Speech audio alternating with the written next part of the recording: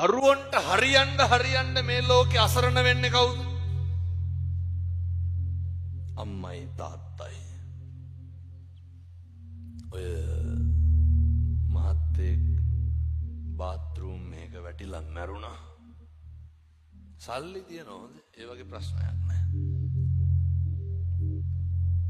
පින්නතුනේ අධිකරණ වෛද්‍ය වාර්තාවේ තියෙනවා පැය ගාණක් ලේ වහනේ වෙලා මැරලා තියෙන්නේ. දරුවෝ 3 දෙනාම රට. සල්ලි ඉස්ම යන්න තියෙනවා. කිසි ගැටලුවක් නෑ. ඊට පස්සේ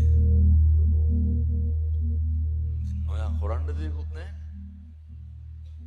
මං කියන අන්තිමයට මොන මට්ටමේ හිටියද වෙනදේ?